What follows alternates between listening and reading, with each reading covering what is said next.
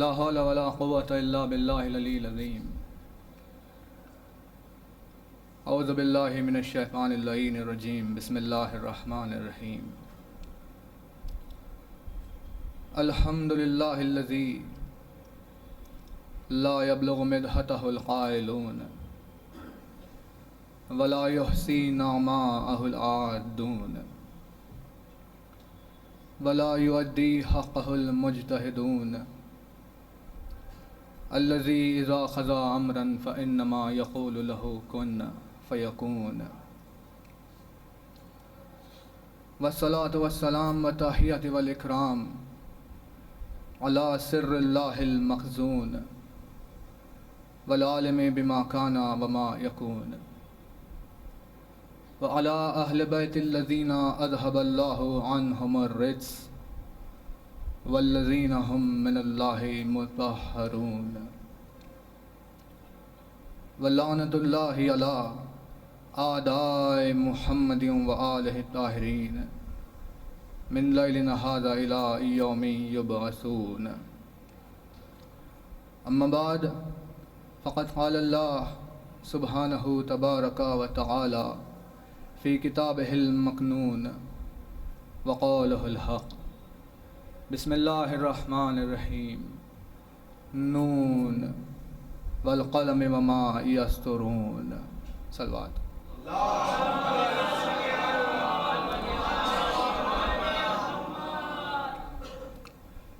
شہادت سیدہ نساء عالمین کے مجالس سارے عالم میں برپا ہیں، اور جہاں پر ذکر سیدہ ہوتا ہے وہاں پر عصمت و طہارت کا تذکرہ ہوتا ہے، وہاں پر پاکیزگی اور عظمت کا ذکر ہوتا ہے، وہاں پر کردار کی بلندی کا تذکرہ ہوتا ہے، پردے اور حجاب کا ذکر ہوتا ہے، اور جہاں سیدہ کا ذکر ہو وہاں پر علم کا بھی تذکرہ ہوتا ہے۔ تو یہ تمام کے تمام مبارک چیزیں ذیل میں آ جاتی ہے کہ جہاں پر محمد اور ان کی آل کا تذکرہ ہوتا ہے۔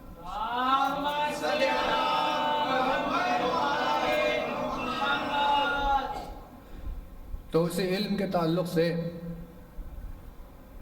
جہاں پر سیدہ نساء کائنات کے پاس ایک خاص قلمدان تھا کہ جس میں وہ اپنے قلم کو رکھا کرتی اور کسی چیز کے لکھ دینے اور تحریر کرنے کے بعد وہاں پر قلم کو رکھ دیتی، تو پتہ چلا کہ اس کے ذکر کے ساتھ قلم بھی جڑ گیا ہے۔ تو آپ کے سامنے جو ذکر ہونے والا ہے وہ قلم اور تحریر پر ہے۔ میں نے آپ کے سامنے سورہ القلم کی پہلی آیت کی تلاوت کی ہے، جس میں پروردگار فرماتا ہے کہ نون والقلم وما یسطرون، کہ نون قسم ہے ہم کو قلم کی اور اس تحریر کی جو اس قلم سے کی گئی ہے۔ تو پروردگار قلم کی قسم کھا رہا ہے اور اس قلم سے کی گئی تحریر کی بھی قسم کھا رہا ہے، اور اس قلم سے پہلے اس نے کتاب مجید کے حروف مقطعات میں سے ایک نون کو رکھا۔ نون کی نسبت رسول اعظم سے ہے۔ ساری کتاب مجید میں اگر آپ دیکھیں تو 3 حروف مقطعات ایسے ہیں کہ جن میں نقطہ ہے، ایک نون ہے، ایک قاف ہے اور ایک یہ ہے۔ نون میں ایک نقطہ ہے، قاف میں اوپر 2 نقطے ہیں اور یہ میں نیچے 2 نقطے ہیں۔ تو ان تینوں حروف مقطعات کو جمع کیا جائے تو ایک لفظ بنتا ہے، وہ لفظ ہے نقی، اور نقی کے معنی طہارت اور پاکیزگی کے ہے، اور ان تینوں میں اگر نقطوں کو ملایا جائے تو 5 نقطے ہوتے ہیں۔ تو بات ظاہر ہوئی کہ 5 جب نقطے ایک جگہ جمع ہو جائے تو طہارت ہو جاتی ہے، طہارت اور پاکیزگی ہو جاتی ہے۔ تو نون رسول اعظم سے نسبت ہے اس کی، اور قاف کی امیر المومنین سے نسبت ہے، اور یہ کی سیدہ نساء کائنات سے نسبت ہے۔ تو یہ تو حروف مقطعات کی باتیں ہیں، لیکن اس کے بعد ارشاد ہوا والقلم وما یسطرون، قسم ہے ہم کو قلم کی اور اس تحریر کی جو اس قلم سے کی گئی ہے۔ تو پروردگار نے ہر قلم کی قسم نہیں کھائی، اس کے نزدیک قلم بڑی محترم چیز ہے، وہ دنیا کو، عالمین کو قلم کی اہمیت بتا رہا ہے، جتا رہا ہے کہ دیکھو قلم کو معمولی شے نہ سمجھنا۔ اور انسان نے کیا کہا؟ انسان نے کہا کہ انقلاب لانے کی قوت قلم میں جتنی ہے اتنی تلوار میں نہیں ہوتی، تلوار سے زیادہ بھاری قلم ہوتا ہے۔ اور ہر ایک صاحب عقل، علم کے پسند کرنے والے شخص کے نزدیک قلم ایک محترم چیز ہے۔ کوئی بھی ایسا عقل مند یا عالم آپ کو نہیں ملے گا جو قلم کی عزت نہیں کرتا ہو، سب کے نزدیک اس کی عزت ہے۔ اور قلم اپنی عظمتوں کے باوجود بھی انسان کو یہ سبق دیتا ہے کہ اتنی بلندی پر فائز ہوا کہ پروردگار نے کتاب میں اس کے نام کا سورہ رکھا اور اس کی قسم کھائی، لیکن اس کے باوجود بھی جب بھی چلتا ہے تو جھک کر چلتا ہے، اپنے سر کو جھکا کر چلتا ہے۔ تو پتہ چلا کہ بلندی اور عظمت انکساری اور عاجزی سے ملتی ہے۔ اور جس طرح قلم جھک کر چلتا ہے، اس طرح اگر انسان جھک کر عاجزی سے چلنے لگے تو بلندی پر پہنچتا ہے۔ تو میر انیس نے کیا کہا؟ میر انیس نے کہا کہ رہی غرور سے نفرت خجستہ خواروں کو، قلم کی طرح چلے جب بھی سر جھکا کے چلے، قلم کی طرح چلے جب بھی سر جھکا کے چلے۔ ملا جنہیں انہیں افتادگی سے اوج ملا، انہوں نے کھائی ہے ٹھوکر جو سر اٹھا کے چلے۔ تو یہ تو بات عظمت والی ہے، لیکن پروردگار نے قلم کے ساتھ الف لام رکھا۔ تو عربی زبان کے اعتبار سے الف لام عربی زبان کا ڈیفینٹ آرٹیکل ہوتا ہے، جس طرح انگریزی میں ڈیفینٹ آرٹیکل دا ہوتا ہے، دا۔ تو اگر آپ کسی چیز کو مخصوص کرنا چاہے تو اس کے سامنے دا لگا دیں گے، جیسے ہی دا آیا تو پتہ چلا کہ خاص چیز ہے اور یہ عام چیز نہیں ہے۔ اسی طرح اگر دا کو عربی میں کہنا ہو تو اسے ال کہتے ہیں، اسے ال کہتے ہیں۔ کسی چیز کو مخصوص بنانے کے لیے اس کے سامنے الف لام لگا دیا جاتا ہے۔ تو پروردگار نے قلم کے سامنے الف لام لگا کر یہ جتا دیا کہ میں ایک خاص قلم کی قسم کھا رہا ہوں اور سارے قلموں کی قسم نہیں کھا رہا۔ تو اس خاص قلم کی قسم اور اس تحریر کی قسم جو اس خاص قلم سے کی گئی ہے۔ تو یہ قلم کی عظمتیں آپ کے سامنے آ گئی۔ اب تحریر پر ایک بات ہو پھر ذکر شروع ہو جائے گا۔ یہ مثالی باتیں آپ کے سامنے تاکہ جب ذکر شروع ہو تو پھر سوال نہ آنے پائے ذہن میں کہ بھئی کہاں سے تذکرہ چلتا ہوا یہاں تک آ گیا۔ تو یہ قلم کی عظمتیں آپ نے سنی۔ ایک صلوات بآواز بلند پڑھ لیجیے۔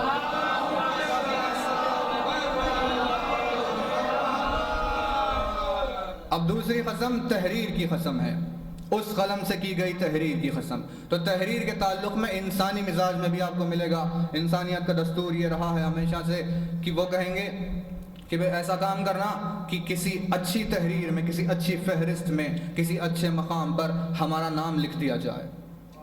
تحریر کی تاثیر یہ ہوگی اور ہمت افزائی کے لیے، عزت دینے کے لیے انسان ایک دوسرے سے کیا کہیں گے کہ آپ اگر بہت اچھا کوئی کام کر جائے اپنی زندگی میں تو ہم آپ کا نام سنہرے الفاظ میں تحریر کر دیں گے، ہم آپ کا نام سنہرے الفاظ میں لکھ دیں گے۔ اور ایک فہرست بنے گی بہت سارے کمال والے لوگوں کی، جہاں پر ہر انسان خواہش کرے گا کہ بھئی میرا بھی نام اس میں شامل ہو جائے تو پھر کچھ کمال میرے لیے بھی ہو جائے۔ اس طرح تحریر کی عظمت ہوتی ہے۔ تو انبیاء نے بھی اس تحریر کا ذکر کیا۔ انبیاء نے بارگاہ الہی میں ہمیشہ دعا کیا کہ پروردگار ہمارا شمار عبادت گزاروں میں لکھ دے، ہمارے نام کو عبادت گزاروں میں لکھ دے، نماز گزاروں میں لکھ دے، روزے داروں میں لکھ دے، تیرے متقین اور پرہیزگاری رکھنے والے جو بندے ہیں نیک اور تیری بارگاہ میں جو محترم بندے ہیں ان بندوں میں ہمارا بھی نام لکھ دے۔ تو انبیاء نے بھی تحریر میں آنے کی خواہش کی کہ اے کاش کہ ہمارا بھی نام ان چیزوں میں شمار ہو جائے۔ یہ تحریر کی عظمتیں ہوئی۔ تو اس طرح اگر آپ شروع سے دیکھیں، ابتدا سے لے کے آج تک اس موقع تک، تو سب سے افضل ترین تحریر کہ جس میں ہر کسی کو شامل ہونے کی خواہش ہے وہ تحریر شہدائے کربلا کی تحریر ہے کہ بھئی ہمارا نام ہوتا ہے، کاش شہدائے کربلا میں ہمارا نام ہوتا۔ تو 72 کی جو تحریر، جو فہرست بنی، تو کائنات میں ابتدا سے لے کر انتہا تک ہر کوئی یہ خواہش لے کر بیٹھتا ہے اے کاش کہ ہمارا بھی نام اس فہرست میں ہوتا۔ یہ تحریر کی عظمت ہوئی، قلم کی عظمت بھی اور تحریر کی عظمت بھی۔ تو قلم تحریر کرنے سے مبارک قلم اگر ہو تو اس کی تحریر بھی مبارک ہوتی ہے۔ اسی لیے پروردگار نے خاص قلم کی قسم کھائی، کیونکہ اگر خاص قلم کی قسم کھا لے گا تو پھر اس کی تحریر بھی مخصوص ہی ہوگی، اس کی تحریر بھی خاص ہی ہوگی۔ تو آسمانوں کے اوپر لوح رکھا ہوا ہے، آسمانوں کے اوپر لوح رکھا ہوا ہے، اور وہ لوح سرخ یاقوت کا بنا ہوا ہے، سرخ یاقوت کا، اور اس لوح کے اوپر ایک قلم بھی رکھا ہوا ہے۔ جب اللہ کا رسول معراج پر پہنچا تو اس کو دیکھ کر آیا، ایک سرخ یاقوت کا لوح ہے اور اس پر قلم رکھا ہوا ہے، اور وہ لوح وہی ہے کہ جب کبھی زمین پر آیت بھیجنی ہو معبود کو تو اس لوح پر پہلے تحریر ہوتی ہے، قلم جو لوح پر موجود ہے وہ آیت کو لوح پر لکھ دیتا ہے، اور لوح پر وہ آیت تحریر ہونے کے بعد اسرافیل اس تحریر کو دیکھتے ہیں اور وہ تحریر یاد کر کے جبرائیل کو سنا دیتے ہیں، اور جب جبریل وہ تحریر سن لے، وہ آیت سن لے، تو زمین پر آ کر اللہ کے رسول کو سنا دیتے ہیں کہ یا رسول اللہ، لوح پر یہ تحریر ہے، یہ آیت ہے جو اللہ نے آپ کو بھیجی ہے۔ تو اس طرح آسمان سے زمین تک وحی آتی ہے۔ تو پروردگار نے انتظام کیا ان تمام چیزوں کا، تو لوح کے اوپر ایک نام بھی لکھ دیا، جیسے انڈیکس پر کسی کتاب کے نام ہوتا ہے، اور وہ نام ہے خصوم۔ لوح کے اوپر ایک نام لکھا ہوا ہے خصوم، اور قلم کے اوپر ایک نام لکھا ہوا ہے، وہ ہے مقسوم۔ رسول اعظم سے پوچھا یا رسول اللہ یہ بتائیے کہ یہ کس کے نام ہیں؟ اللہ کے رسول نے کہا کہ یہ دونوں کے دونوں نام علی کے نام ہیں۔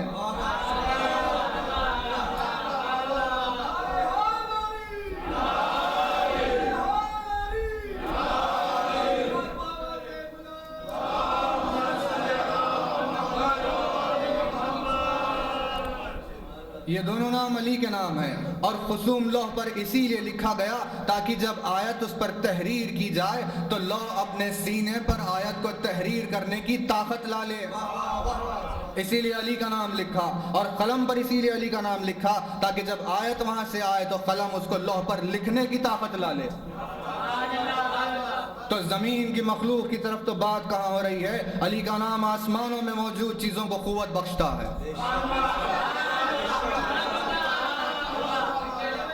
آسمانوں میں وہ قوت بخشتا ہے، اس کے نام سے تحریر اور لوح چل رہی ہے۔ تو جب کبھی آیت آنی ہوتی ہے تو یہاں تک آپ نے سنا نا، تو اس کے آگے کیا ہے؟ اس کے آگے یہ ہے کہ جہاں سے آواز آتی ہے آیات کی، پروردگار کے آیات کی جہاں سے آواز آتی ہے، اس کے نور کے سامنے ایک حجاب ہے، ایک حجاب ہے، پروردگار نے ایک حجاب رکھا تاکہ وہ نور کی طرف کوئی دیکھنے نہ پائے، لیکن اس نور کی روشنی حجاب کو پار کر کے آگے آتی ہے، تو پروردگار نے اس کے سامنے ایک اور حجاب رکھا، اور اس کے سامنے ایک حجاب اور رکھا، اور اس کے سامنے ایک اور حجاب رکھا، اس کے سامنے ایک حجاب اور رکھا، اور اس کے سامنے ایک اور حجاب رکھا۔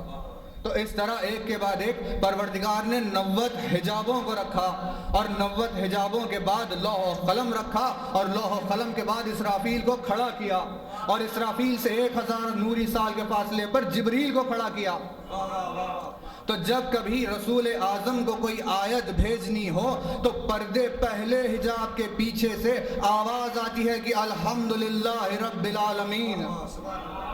تو جب پہلے حجاب کے پیچھے سے آواز آئی تو قلم اس آواز کو سن کر لوح پر تحریر کر دیتا ہے کہ الحمدللہ رب العالمین، اور اس تحریر کو اسرافیل جب دیکھتے ہیں تو یاد کر کے جبریل کو سناتے ہیں، اور جبریل لے کر زمین پر آ جاتے ہیں کہ یا رسول اللہ الحمدللہ رب العالمین۔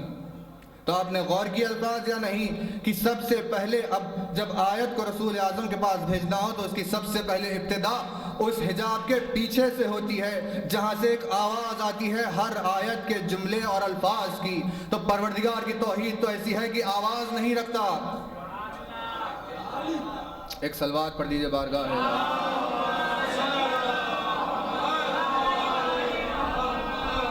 بیداری کے لیے کہیں کوئی وقت تو باقی نہیں، موضوع کو طول دیا جا رہا ہے تاکہ اگر آپ کے ذہن تیار ہو جائے سننے کے لیے تو پھر بات قلم و تحریر پر ہو۔ پردے پیچھے سے آواز آ رہی ہے، معبود تو بولا نہیں کرتا، اس کی کوئی آواز نہیں ہوتی، وہ دکھائی نہیں دیتا، سنائی نہیں دیتا، سمجھ میں نہیں آتا، سوچا نہیں جا سکتا، کوئی چیز اس کے لیے نہیں ہوتی، تو پھر پردے کے پیچھے سے جو آواز آ رہی ہے وہ آواز کس کی ہے؟ وہ آواز کس کی آواز ہے؟ وہی آواز کو سن کر تو قلم لوح پر تحریر کرتا ہے آیتوں کو، اور اگر وہ آواز کچھ نہ کہے تو قلم لوح پر کچھ نہ لکھے اور کوئی آیت نیچے زمین پر نہ آئے۔ تو وہ آواز وہی تھی جو رسول اعظم کو اپنے قریب بلا رہی تھی۔ محبوب پروردگار سے جب پوچھا گیا کہ آواز کس کی، تو کہا کہ وہ علی ہے جو بول رہا تھا آسمانوں کے اوپر۔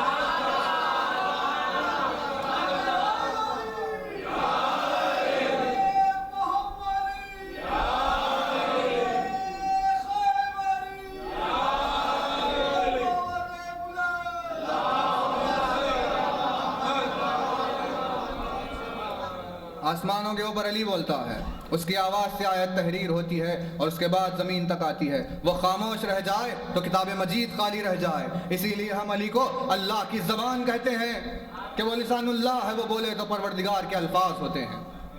تو قلم میں کتنا مبارک ہوا، تو پروردگار نے مخصوص کر دیا۔ ہم اس قلم کی قسم کھا رہے ہیں جو لوح کے اوپر موجود ہے، جو علی کی آواز کو سن کر اس کی اطاعت کرنا جانتا ہے۔ تو اگر کسی کو قابل قسم بننا ہو تو علی کے الفاظ سن کر اس پر عمل کرنے لگے تو پروردگار کی قسم میں شمار ہوتا ہے، اس کی قسم میں شمار ہوتا ہے۔ تو اس خاص قلم کی قسم جو علی کے الفاظ پر چلنے لگتا ہے، اور اس تحریر کی قسم جو وہ قلم خاص قلم لوح پر کر دیتا ہے۔ پروردگار نے کہا والقلم وما یسطرون، ہم کو قسم ہے قلم اور تحریر کی، خاص قلم اور اس کی تحریر کی۔ تو اس طرح خاص قلم اور تحریر چلتے ہیں۔ تو نون جب اس نے کہا تو نون سے مراد محبوب پروردگار کی ذات ہوئی، محبوب پروردگار کی ذات ہوئی۔ ایسے ماحول میں کہ عرب بالکل جہالت کی تاریکی میں غرق ہو چکا تھا، وہاں پر آ کر اللہ کے رسول نے تعلیم دی تو پروردگار نے کہا ہم نے انسان کو قلم سے سکھایا ہے، ہم نے انسان کو قلم سے سکھایا۔ وہ جاہل رہتا تھا، ہم نے اسے عالم جب بنا چاہا تو قلم کا استعمال کیا، اور وہ قلم کوئی اور نہیں بلکہ محبوب پروردگار کی ذات ہے۔ جو جہالت کو علم میں تبدیل کرے وہ محبوب خدا ہے، وہ رسول اعظم کی ذات ہے، اور اس نے ایک لکیر کھینچ دی علم اور جہل کے بیچ میں۔ جو کوئی اس زمانے سے پہلے موجود ہے وہ سارا زمانہ جاہلیت کا زمانہ، اور جو اس کے بعد آ جائے وہ اہل علم کا دور ہے۔ تو یہ فرق بنا دیا پروردگار نے۔ تو اپنے محبوب کی بھی قسم کھائی، اور اس کی تحریر، اس کے اخلاق اور کردار تھے۔ جب وہ خود قلم بنا تو اس کے تاثرات جو سب پر پڑ رہے تھے، جو اسے دیکھ رہے تھے، وہ اس کی تحریر بنی۔ تو پروردگار نے کہا ہم کو قسم ہے قلم کی بھی اور تحریر کی بھی۔ تو ذکر یہاں تک پہنچ گیا۔ اب عنوان شروع ہوگا، سب سے افضل ترین تحریر کائنات میں جس میں ہر کسی کو آنے کی خواہش ہو، وہ شہدائے کربلا کی فہرست ہے۔ شہدائے کربلا، آیت نے کیا کہا؟ ربنا اننا سمعنا منادیا ینادی للایمان ان آمنوا بربکم فآمنا ربنا فاغفر لنا ذنوبنا وکفر عنا سیئاتنا وتوفنا مع الابرار۔ اے پروردگار، ہم نے تیری توحید کے الفاظ کو، وہ آواز جو تیری توحید کی دعوت دے رہی تھی، اس آواز کو سنا اور اس پر ایمان لے کر آئے۔ تو پروردگار ہمارے جو گناہ ہیں ان تمام کو بخش دے، انہیں ہمارے نامہ اعمال سے مٹا دے، اور ہمیں ابرار کے ساتھ شریک کر دے، ہمیں ابرار کے ساتھ شریک کر دے۔ یہ ابرار کون لوگ ہیں؟ یہ ابرار شہدائے کربلا کے انوار ہے، یہ ان کے ازواج ہے۔ تو سب نے کیا خواہش کی کہ ہائے کاش کہ ہمارا شمار ان میں ہو جائے۔ اس طرح چل رہی ہے ابتدا سے لے کر جب زمین کی خلقت کی باتیں ہو رہی تھی، اس وقت بھی ملائکہ نے خواہش کی، انبیاء نے خواہش کی، جو اس دور میں تھے انہوں نے خواہش کی۔ اب 1400 سال گزر گئے ہیں، ہر کوئی خواہش کرتا ہے، یہاں تک کہ اس خواہش کے الفاظ کو اپنی زبان پر جب شب جمعہ آتی ہے تو امام وقت کھڑا ہو کر کہتا ہے یا لیتنی کنت معکم فافوز معکم، اے کاش کہ ہم تمہارے ساتھ ہوتے تو کامیابی پر پہنچ جاتے۔ تو سب سے افضل ترین فہرست ہوئی۔ تو یہ تحریر کا وزن ہے، ایک قلم کا وزن ہے اور ایک تحریر کا وزن ہے۔ ان دونوں کی قسم معبود نے کھائی ہے، قلم اور تحریر کی قسم ہے ہم کو۔ تو سب سے افضل ترین، تو یہ آپ کو بات سنائی دی کہ ہر کسی کو خواہش ہے کہ اس تحریر میں ان کا شمار ہو جائے، ہر کوئی چاہتا ہے کہ شہدائے کربلا میں آ جائے۔ تو یہاں پر ایک سوال پہلے، اور پھر اس سوال کے جواب کے ساتھ ساتھ ہی ذکر تمام۔ ایک سوال یہ ہے کہ جب سب نے خواہش کی ہے کہ ہمارا شمار شہدائے کربلا میں ہو جائے، ہمارا شمار شہدائے کربلا میں ہو جائے، تو سوال یہ ہے کہ کیا کوئی ایسی بھی فہرست ہے کہ جس کے لیے شہدائے کربلا یہ خواہش کرے اے کاش کہ ہمارا نام بھی اس فہرست میں لکھا ہوتا؟ ہے نا ایک وزندار سوال، ایک بہت کمال کا سوال کہ جب سب یہ سوچ رہے ہیں کہ ہمارا شمار شہداء کربلا میں ہو، تو کیا کوئی ایسی بھی تحریر ہے کہ جس کے لیے شہداء کربلا یہ سوچے کہ ہمارا بھی نام کاش اس فہرست میں لکھا ہوتا؟ تو اگر اس کا جواب ہاں ہے تو وہ کتنی مبارک فہرست ہے کہ جس کے لیے شہید کربلا یہ خواہش کرے اے کاش کہ ان کے ساتھ شمار ہو جائے۔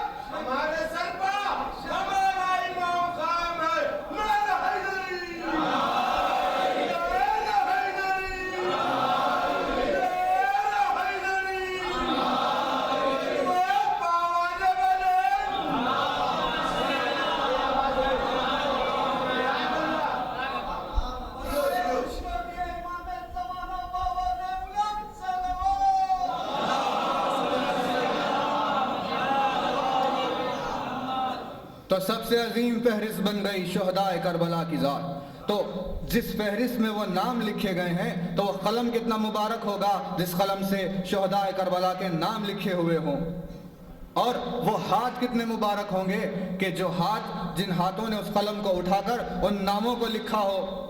تو جب شہداء کربلا کے نام کی فہرست کا تذکرہ آیا تو حسین نے عباس سے کہا کہ ایک فہرست بنانا جہاں پر تمام شہداء کا نام لکھا ہوگا۔ تو جیسے ہی عباس کے ہاتھوں سے ایک فہرست تحریر ہوئی، کائنات و کونین میں سب سے افضل ترین بن گئی۔ کیا یہ جملہ گرا گزر گیا؟ کیا کوئی ایسے الفاظ تھے جو گرا ہو گئے؟ تحریر کے لیے، قلم کو لکھنے کے لیے ہاتھ کی ضرورت ہے۔ ہاتھ قلم کو اٹھائیں گے اور اس قلم سے کوئی چیز لکھی جائے گی۔ تو جب تحریر مبارک ہو تو یہ بات واضح ہوتی ہے کہ وہ قلم بھی مبارک تھا جس سے تحریر کی گئی ہے۔ تو جب واضح ہو جائے کہ قلم مبارک ہے تو یہ بات واضح ہوتی ہے کہ وہ ہاتھ بھی مبارک تھے جس نے اس قلم کو اٹھایا ہے۔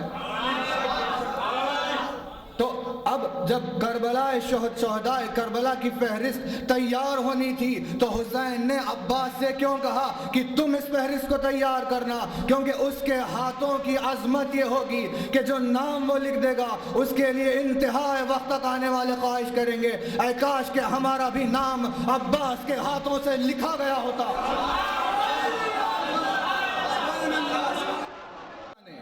جب اس نے قلم اٹھا کر تحریر کی تو 72 کا نام لکھا، ایسے 72 کا نام لکھا کہ ویسے پہلے کبھی نہیں گزرے تھے نہ ویسے بعد کو جا سکتے ہیں۔ یہ اس کے ہاتھوں کی عظمت ہے۔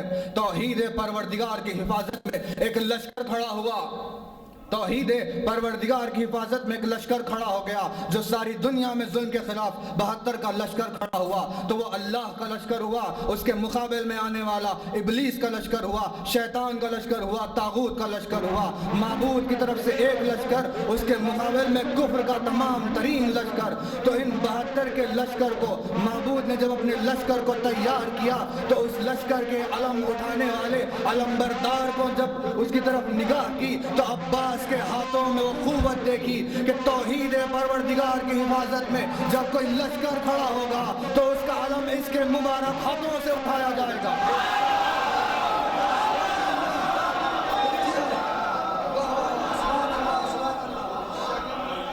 لشکر پروردگار کی علمبرداری میں جو علم آئے گا اس کو عباس کے ہاتھ اٹھائیں گے۔ دوسرے ہاتھوں میں اتنی صلاحیت نہیں کہ اس علم کے وزن کو جھیل سکیں، اس علم کے وزن کو اٹھا سکے، اس کو سر بلند کر سکے۔ کیا کوئی اس کے ہاتھوں کی عظمت کو جانے گا؟ تو تحریر ایسی ہوتی ہے، مبارک تحریر ہو تو مبارک قلم سے ہوتی ہے۔ تو سوال یاد ہے آپ سب کو سوال یہ تھا کہ جب تمام کے تمام نے یہ خواہش کی شہداء کربلا میں ان کا شمار ہو، تو کیا کوئی ایسی بھی تحریر ہے کہ جس کے لیے شہداء کربلا یہ خواہش کریں اے کاش کہ ہمارا نام اس تحریر میں لکھا ہوتا، اس فہرست میں لکھا ہوتا؟ سوال صاف ہے، ایک ایسی تحریر کہ جس کے لیے شہداء کربلا کے دل میں خواہش آ جائے۔ الفاظ کی عظمت کو اب آپ سمجھیے، آپ جانیے کہ شہید کربلا اپنی ساری زندگی تقوی اور پرہیزگاری میں جس نے بسر کی ہو، ان کے تقوی، ان کی پاکیزگی تک کسی کی برابری نہیں ہو سکتی۔ ویسا صائقہ کردار یہ خواہش کرے کہ اے کاش ہمارا بھی نام اس تحریر میں لکھا ہوتا، تو کتنی عظیم تحریر ہو گئی وہ۔ تو جب یہ سوال اٹھا کہ شہداء کربلا کس تحریر میں آنے کی خواہش کرتے ہیں، تو اس کا جواب سنیے کہ اس کا جواب کیا ہے۔ تو اس کا جب جواب آیا تو بارگاہ امیر المومنین سے جواب یوں آیا کہ سیدہ نساء کائنات کی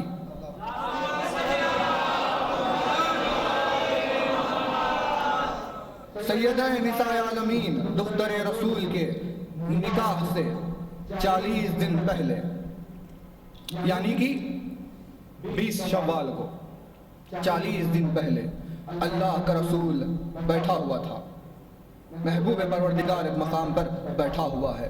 حجرہ ام سلمہ کی روایت ملی کہ حجرہ ام سلمہ میں بیٹھا ہوا ہے، نکاح سیدہ نساء عالمین کے 40 دن پہلے بیٹھا ہوا ہے کہ اتنے میں رسول اعظم نے دیکھا کہ آسمان سے ایک ملک نازل ہوا، اور وہ ملک آتے آتے اپنے ساتھ سنبل کا پھول لے کر آیا، اور اس نے لا کر اس سنبل کے پھول کو بارگاہ رسالت مآب میں پیش کیا کہ یا رسول اللہ یہ سنبل کا پھول ہے۔ اللہ کے رسول نے اسے لیا اور اس کو سونگھا اور کہنے لگے کہ ایسی خوشبو آج سے پہلے ہم نے کبھی نہیں سونگھی۔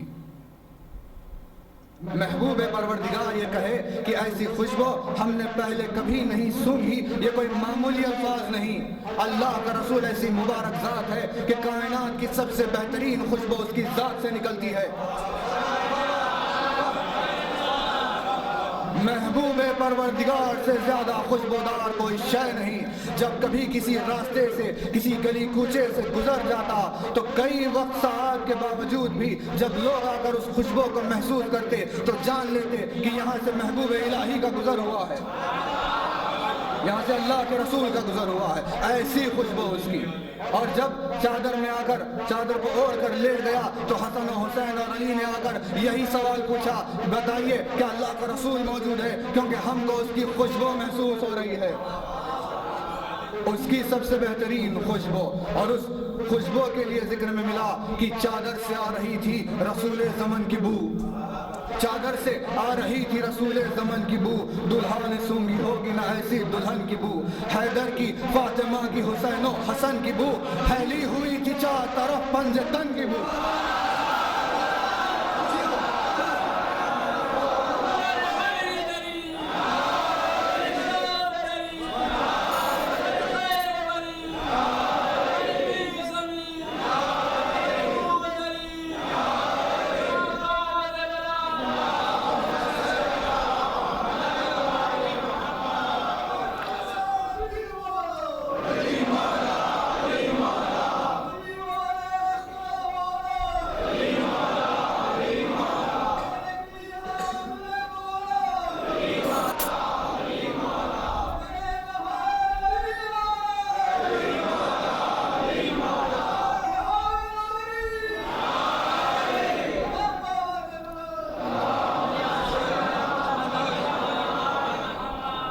سنبل کا پھول دیا، رسول اعظم نے الفاظ اسی لیے کہے تاکہ اطراف میں بیٹھنے والے جان لے کہ سنبل کے پھول میں سے کیسی مہک آ رہی ہے۔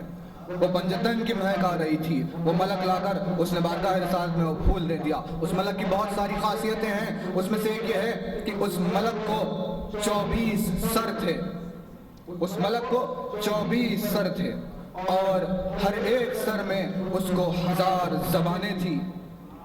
اس کو 24 سر اور ہر سر میں 1000 زبانیں، اور وہ ہر زبان سے الگ الگ زبان بول رہا تھا، یعنی کہ الگ الگ لینگویج بول رہا تھا۔ ایک سے اردو بول رہا تھا تو ایک سے عربی بول رہا تھا، ایک سے ہیبرو بول رہا تھا تو ایک سے کوئی اور زبان بول رہا تھا۔ اس طرح ہر زبان میں ہر سر میں جب 1000 زبانیں ہوں تو 24 الگ سروں میں 24,000 زبانیں ہوئی، اور 24,000 الگ الگ زبانوں سے وہ ذکر کر رہا تھا، اور تمام 24,000 زبانوں میں اللہ کی تسبیح پڑھتا ہوا نازل ہوا۔ وہ معبود کی تسبیح پڑھتا ہوا بارگاہ رسالت میں آیا، اور اس نے تمام کے تمام 24,000 زبانوں کو ملا کر بارگاہ رسالت میں آپ نے کہا کہ السلام علیکہ یا رسول اللہ۔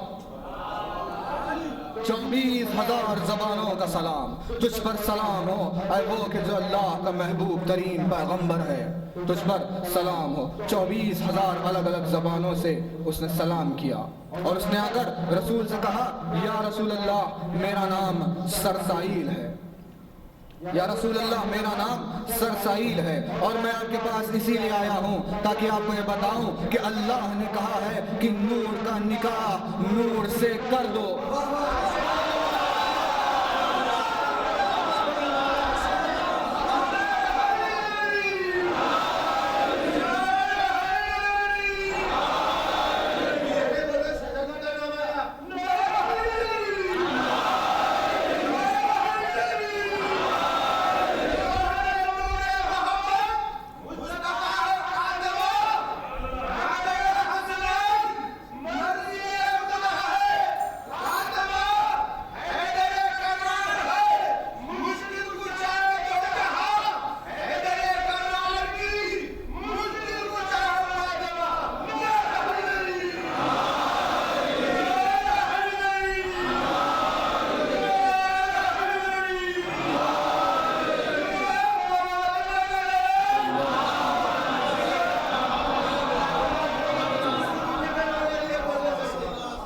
اس نے کہا یا رسول اللہ آپ کو یہ بتانے آیا ہوں کہ اللہ نے کہا ہے کہ نور کا نکاح نور سے کر دو۔ تو رسول اعظم نے سوال کو ظاہر کیا نور کا نکاح نور سے، اس کا مطلب کیا ہے؟ تو سرسائیل نے کہا کہ اس کا مطلب یہ ہے کہ پروردگار نے کہا ہے کہ علی کا نکاح سیدہ سے کر دو، علی کا نکاح سیدہ سے کر دو۔ تو اب اس کے نور کی حقیقت پر کوئی کیا تذکرہ کر سکتا ہے؟ پروردگار نے جنت میں متقین کے لیے ستون کا انتظام کیا ہے۔ جنت میں جب متقین جائیں گے تو ان کے سامنے ستون رکھے ہوں گے، اور اس ستون میں ایک مرکز ہوگا جس مرکز میں سے نور نکلے گا۔ آپ نے آیت سنی ہے نا کتاب مجید میں نور علی نور، کہ نور علی نور، یہ آیت وہ ہے کہ جس کو سنا تو بہت سونے ہیں لیکن سمجھا سبوں نے نہیں۔ اتنی بامعرفت بلند ایسی پروردگار کی کتاب کی آیت کہ نور علی نور سن لیجئے گا۔ اب اس کو سمجھنے کے لیے پروردگار نے بندوں سے ایک مزاح بھی کیا ہے، آیت کے آخر میں ہے، وہ آپ کے سامنے آئے گا۔ تو جنت میں کیا ہے؟ متقین کے لیے ستون بنے ہوئے ہیں، اور ستون میں ایک مرکز ہے، اس مرکز میں سے روشنی نکلتی ہے، اور اسی روشنی سے جنت والوں کے لیے دن ہوتا ہے، اس روشنی سے دن ہوتا ہے۔ اس روشنی کی کیا خاصیت ہے؟ وہ روشنی سورج کی روشنی کی طرح چبھن نہیں دیتی، بلکہ وہ ٹھنڈی ہوتی ہے، ایک دم ٹھنڈی نہیں بلکہ ایسی ٹھنڈی کہ جیسے ابراہیم کے لیے آگ ٹھنڈی تھی، بردوں و سلامہ، بردوں و سلامہ، ویسی روشنی نکلتی ہے۔ اور ہر ستون میں ویسے 70 مرکز بنے ہوئے ہیں کہ جہاں سے نور نکلتا ہے، اور ویسے ایک متقی کے لیے ویسے 70 ستون کا انتظام ہے۔ تو اس میں سے روشنی کیسی نکلتی ہے؟ کہکشاؤں سے زیادہ، اس میں کہکشاؤں سے زیادہ روشنی نکلتی ہے۔ تو اب آپ سورج کی طرف دیکھ لیجئے، سورج کتنا روشن ہے، اگر چمک جائے تو زمین کے تاریک ترین مقاموں پر بھی اجالا ہو جاتا ہے، وہاں پر روشنی آ جاتی ہے، اتنی قوی ترین روشنی کہ اگر سورج موجود ہو تو کسی دوسری روشنی کی ضرورت ہی نہیں، بس اس کی روشنی میں سب کے سب چلیں گے پھریں گے، اسی سے راستہ دیکھیں گے۔ اتنا منور ہے سورج، کوئی آنکھ نہیں ملا سکتا اس سے، کوئی نگاہیں نہیں ملا سکتا۔ یہاں سے تقریباً 15 کروڑ کلومیٹر کی دوری پر موجود ہے، اور اس کا surface temperature 5000 degree centigrade, اور اس کا corner temperature 5 million degree centigrade, اور 1.99 آکٹیلین میٹرک ٹنز کا سورج، ایسا کہ کوئی اگر جرت دکھائے کہ اس سے نگاہ ملائے تو اس کی آنکھوں کو بھسم کر دے، اس کی آنکھوں کو جلا دے۔ تو ویسے سورجوں کا جب جھمگٹا بنتا ہے، ویسے سورجوں کا جب گچھا بنتا ہے، جیسے گچھے میں انگور ہوتے ہیں، ویسے اگر 100 اور 1000 گچھوں سورج، بہت سارے سورج اگر ایک گچھے میں آ جائے تو ایک درخشاں بنتی ہے، सूरजों का गुच्छा अगर जमा हो जाए, बहुत सारे 100,000 सूरज एक जगह हो जाए तो एक दरख्शां बनती है, और वैसे दरख्शाओं का गुच्छा हो जाए और 100 और 1000 दरख्शाएं बन जाए तो एक कहकशां बनती है।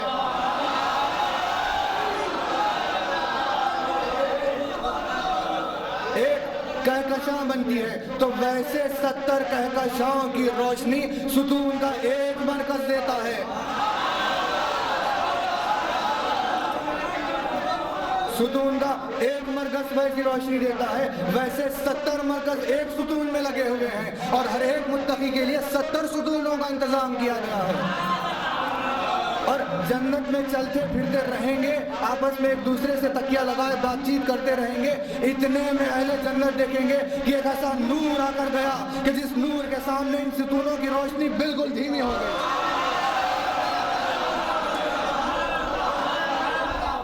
जैसे कि सब बुझ गए हों, बस वो रोशनी रोशन हो कि वो कौन सा नूर एकदम से आकर गया।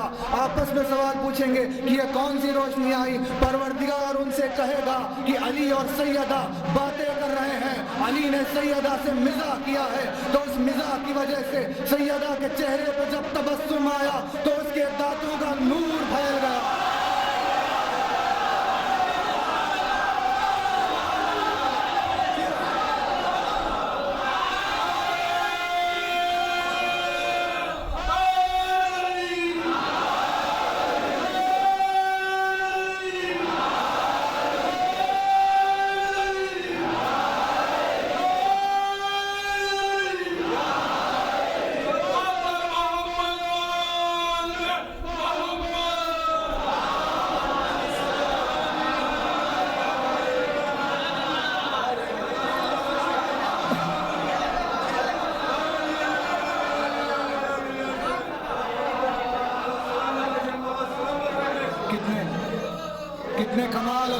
कितने कमाल और बुलंदी के अल्फाज हैं, लेकिन जिक्र अभी आगे बाकी है।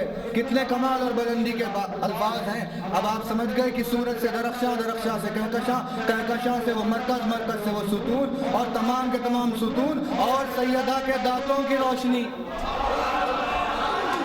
और सैयदा के दांतों की रोशनी। तो जो दांतों से तबस्सुम की वजह से रोशनी आई है, उस रोशनी से 70 गुना ज्यादा रोशन दांत है।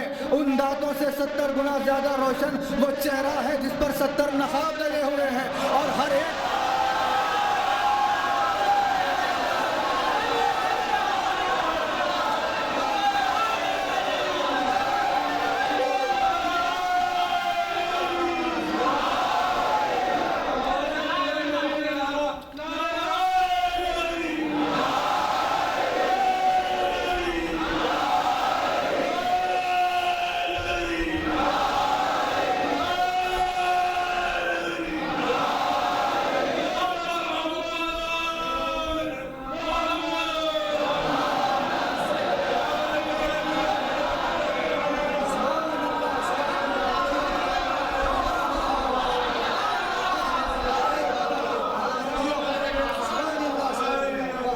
से 70 गुना ज्यादा रोशन दांत, दांतों से ज्यादा 70 गुना रोशन चेहरा, वो चेहरा कि जिस पर 70 हिजाब डले हुए हैं, हर हिजाब दूसरे हिजाब से 70 गुना ज्यादा रोशन।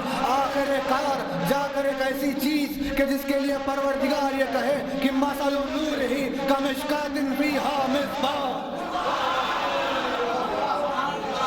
मसलु नूरिही कमिश्कातिन फीहा मिस्बाह, अल मिस्बाह फी ज़ुजाजा, अल ज़ुजाजतु कअन्नहा कौकबुन दुर्रियुन यूक़दु मिन शजरतिन मुबारकतिन ज़ैतूनतिन ला शर्क़िय्यतिन वला ग़रबिय्या यकादु ज़ैतुहा युज़ीयु वलौ लम तमससहु नार नूरुन अला नूर यहदिल्लाहु लिनूरिही मन यशा व यज़रिबुल्लाहु अल-अम्साल लिन्नास वल्लाहु बिकुल्लि शैइन अलीम। आखिर में उसने इंसान को क्या कह दिया? आखिर में उसने इंसान से कहा कि ये सारी बातें जो तुमने अभी अभी सुनी हैं, ये सारी हमने महज मिसाल के तौर पे बयान की है ताकि तुम्हारे ज़हनों को कुछ अंदाजा लगे कि क्या हो रहा है।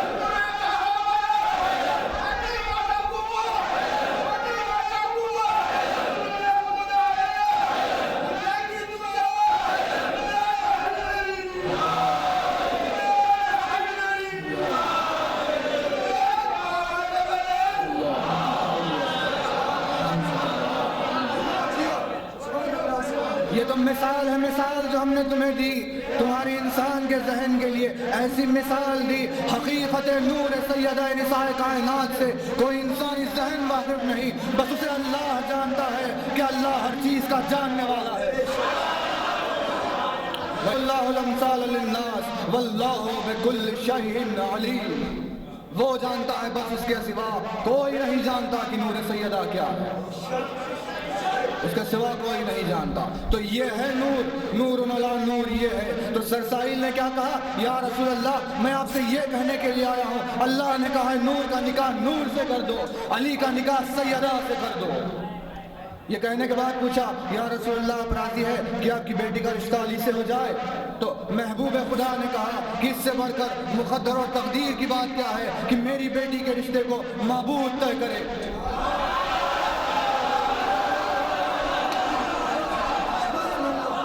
اس سے بڑھ کر مقدر کی بات کیا ہے؟ وہ طے کرے۔ میری طرف سے ہاں ہے، بس یہ ہاں سننا تھا۔ سرسائیل نے کہا کہ یا رسول اللہ بس اتنا کہنے آیا تھا، اب اجازت دیجیے گا، اور اجازت لے کر جانے لگا۔ تو جیسے ہی سرسائیل نے اس طرف رخ کیا، اللہ کے رسول کی نگاہ اس کے پیٹھ پر پڑی، اس کی پیٹھ پر پڑی تو محبوب الہ العالمین نے دیکھا کہ اس کے پروں کے بالکل درمیان میں لکھا ہوا تھا کہ محمد الرسول اللہ و علی وصیہ۔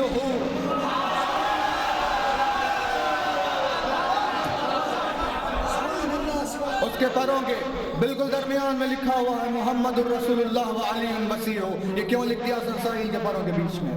یہ کیوں لکھ دیا؟ وہ آپ کو یاد ہے کہ 24,000 زبانوں میں تسبیح پڑھتا ہوا آیا، تو یہ کیوں لکھ دیا؟ ایک سوال کرنے والے نے اس بات کو ظاہر کر دیا۔ اس نے آ کر امام سے پوچھا مولا میں آپ کا چاہنے والا، میری جان آپ پر قربان، آپ پر قربان، لیکن جب دوسرے ملک سے دوسرے مقام پہ رہنے والوں کے لوگ آتے ہیں تو الگ زبان میں بات کرتے ہیں، مجھے سمجھ میں نہیں آتا کہ وہ کیا کہہ رہے ہیں، آپ امداد کیجیے گا۔ تو امام نے کنکری اٹھائی، اپنے دہن میں رکھا، اس کو دے دیا اور اس کے دہن میں رکھ دیا۔ جیسے ہی عمل ہوا وہ 70 زبانیں بولنے لگا۔ جیسے ہی ہوا 70 زبانیں بولنے لگا، اسے سمجھ میں آنے لگی 70 الگ الگ زبانیں کی کون کیا کہہ رہا ہے۔ تو جب 70 زبانوں کے لیے یہ عمل ہوا تو سرسائیل کو 24,000 زبانیں بولنی تھی۔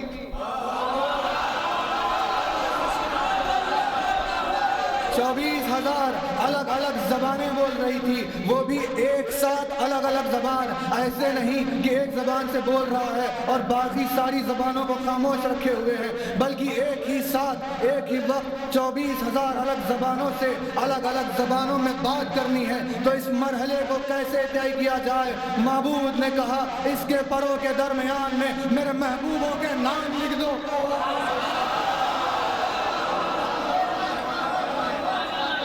میرے محبوبوں کے نام لکھو محمد اور علی، اور اب وہ بولنے لگے گا 24,000 الگ الگ زبانیں بولنے لگے گا۔ تو رضامندی لے لی، سیدہ کے نکاح کی رضامندی لے لی اور اڑتا ہوا واپس آسمان کی طرف چلا گیا۔ تو جیسے ہی آسمان پر سرسائیل پہنچا تو وہاں پر ایک منظر کھینچا گیا کہ وہاں پر کیا ہو گیا۔ آسمان پہ جا کر سرسائیل نے معبود سے کہا کہ اللہ کا رسول راضی ہے، میرے معبود میرے پروردگار محبوب الہی راضی ہے کہ سیدہ کا نکاح علی سے ہو جائے۔ تو جیسے ہی رضامندی کی خبر سرسائیل نے معبود کو دی، معبود کی آواز آئی کہ راحیل کو بلاؤ، آواز آئی کہ راحیل کو بلاؤ۔ یہ راحیل کون ہے؟ یہ راحیل اس ملک کا نام ہے کہ جس کی سب سے خوبصورت اور بہترین آواز ہے۔ کائنات و کونین میں سب سے بہترین لہن رکھنے والا ملک اگر کوئی ہے تو اس کا نام راحیل ہے، اور اس کی آواز میں ایسی تاثیر، ایسا اثر، اتنی کشش ہے کہ جب کبھی راحیل اپنی آواز میں آسمانوں کے اوپر تسبیح پڑھنے لگتا تو سارے کے سارے ملائکہ اپنی عبادتوں کو چھوڑ کر اس کی تسبیح میں مصروف ہو جاتے، اس کی آواز سننے میں رہ جاتے۔ اتنی بہترین آواز والا ملک راحیل ہے۔ تو جب علی اور سیدہ کا نکاح پڑھنا ہو تو معبود نے کیا کیا کہ اس ملک کو آواز دو کہ جس کی آواز سب سے بہترین آواز ہے۔ راحیل کو بلاؤ۔ راحیل معبود کی آواز سنتا ہوا دوڑا دوڑا آیا۔ اب اس کو معبود نے کہا کہ راحیل تجھے نکاح پڑھنا ہے علی اور سیدہ کا، اپنے سب سے بہترین انداز، سب سے بہترین آواز میں تجھے علی اور سیدہ کا نکاح پڑھنا ہے۔ تو راحیل نے کہا معبود جیسی تیری تعمیل ہوگی، جیسا تیرا حکم ہوگا ویسی ہی تعمیل ہوگی۔ تو اب آواز کی گہرائی پر آپ فکر کرنے کے لیے اس مثال کو رکھ لیجئے کہ آسمانوں کے اونچائی کے اوپر، جہاں پر آسمان چمک رہا ہے ستاروں سے، کہکشاؤں سے، درخشاؤں سے، ایک منظر اور ایک کیفیت چھائی ہوئی ہے، ویسی بلندی کے اوپر تمام کے تمام معبود کی عبادت میں مصروف ہے۔ کوئی تسبیح پڑھ رہا ہے، کوئی تحلیل ہے، کسی کے رکوع ہیں، کسی کے سجود ہیں، سارے کے سارے عبادت میں ایک بہترین ماحول بنا کر مصروف ہے کہ اتنے میں دور سے راحیل کی آواز آئی کہ اللہ اکبر۔ بس اس آواز کا آنا تھا کہ تمام کے تمام اس آواز کی طرف متوجہ ہو گئے۔ اتنی بہترین لہن راحیل کی، اتنی بہترین آواز راحیل کی۔ کہا راحیل کو بلا کر لاؤ، سب سے بہترین والا مرد علی اور سیدہ کا نکاح پڑے گا۔ تو مثال کے لیے پہاڑ پر چڑھ جائیے کسی، یا کسی اونچی عمارت کی چھت پر چلے جائیے، وہاں سے جا کے سارے شہر کو دیکھیے تو آپ پر ایک کیفیت داری ہوگی۔ بہت اونچائی سے جب نیچے دیکھیں گے اور نیچے سب روشنیاں ہوں گی تو ایک کیفیت داری ہوگی۔ ویسے ماحول میں اگر آپ کو دور سے کوئی تسبیح کی آواز آ جائے تو کیا کریں گے؟ سارے کے سارے اس کی طرف متوجہ ہو جائیں گے۔ اتنی بہترین اور خوبصورت لہن راحیل کی۔ تو راحیل کی تعریف میں جتنا کچھ بھی کہنا تھا وہ سب میں کہہ گیا۔ اب جملہ یہ ہے کہ یہی راحیل تھا جو تمام کے تمام ملائکہ کے سمیت غش کھا کر ایک حیران والی منزل میں آ گیا تھا جب روز عاشور اذان علی اکبر کی آواز سنی۔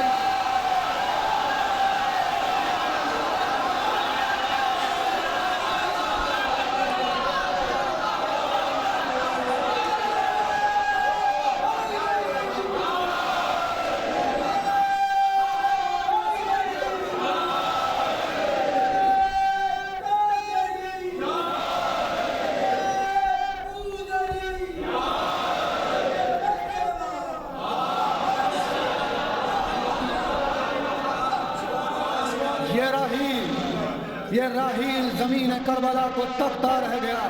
جب آواز اذان علی اکبر سنی، راحیل نے کہا کیا بہترین لہن، کیا بہترین درد، اے کاش کہ میرا نام ایسی آواز رکھنے والوں میں لکھا ہوتا، اے کاش کہ میرا نام ایسی آواز رکھنے والوں میں لکھا ہوتا۔ کیا آواز آ رہی ہے؟ تو اب اونچائی پر رہنے والے راحیل نے جب زمین سے جانے والی آواز کو سنا تو اس کو سمجھ نہیں آ رہا تھا آسمان بلند ہے یا زمین بلند ہے۔ آسمان زیادہ اونچا ہے یا زمین زیادہ اونچی ہے؟ زمین اور آسمان میں بات چیت ہوئی، میر انیس نے منظر کو قلم بند کر دیا۔ جب اذان علی اکبر زمین پر آئی تو ایسی بلندی پر زمین پہنچ گئی، سارے ملائکہ، تمام کے تمام ملائکہ اپنے سر کو اٹھا کر زمین کی طرف دیکھنے لگے۔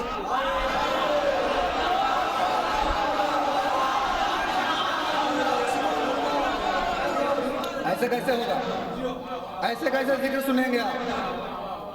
ایسے ہو کیسے سکتا ہے؟ سات آسمان کے اوپر ملائکہ جو موجود ہے، زمین کی بلندی ایسی منزل پر پہنچی کہ تمام ملائکہ نے سر کو اٹھا کر زمین کی طرف دیکھا۔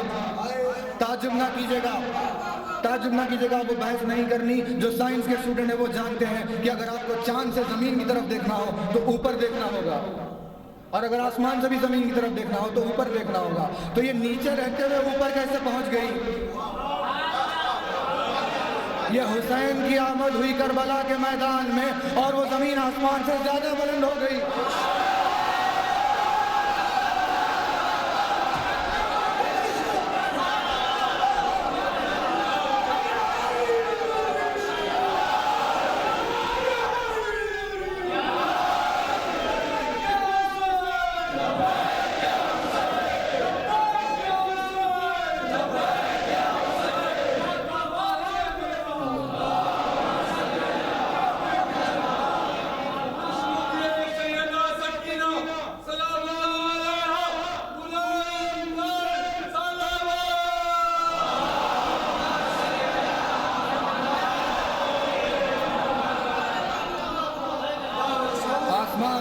موجود سر کو اٹھا کر زمین کی طرف دیکھنے لگے۔ زمین نے اپنے آپ پہ ناز کیا۔ میر انیس نے بات چیت کو قلم بند کرتے ہوئے کہا، بولیے آسمان سے زمین فلک حشم۔ اب دیکھیے آپ کے سامنے جتنے مصرے آئیں گے اس میں 3 الفاظ کہہ دوں، ایک آسمان، آسمان، دوسرے فلک، آسمان، تیسرے کیوا، آسمان۔ ان تینوں کا مطلب ہے آسمان۔ آسمان کا مطلب بھی آسمان، فلک کا مطلب بھی آسمان، کیوا کا مطلب بھی آسمان۔ تو اب میر انیس ہے، الفاظ کا استعمال کوئی ان سے سیکھے، الفاظ کا استعمال کوئی ان سے سیکھے، تعریف کا ہنر کوئی ان سے سیکھے۔ اپنی تعریف کے ہنر کی تعریف میں کہتے ہیں کہ ایک قطرے کو جو دوں بست تو قلزم کر دوں، بحر مواج فصاحت کا تلا تم کر دوں، ماہ کو مہر کروں ذرے کو انجم کر دوں، گنگ کو ماہر انداز تکلم کر دوں۔ کرنے لگوں تعریف تو ایسی کر دوں، تو ایسی تعریف۔ تو تینوں آپ نے سن لیے، آسمان، فلک اور کیوا۔ تو دونوں میں بات چیت ہوئی، زمین کربلا اور آسمان۔ میر انیس قلم بند کرتے ہیں کہ بولیے آسمان سے زمین فلک حشم، بولیے آسمان سے زمین فلک حشم، کیوں آج مرتبے میں زیادہ ہے تو کہ ہم۔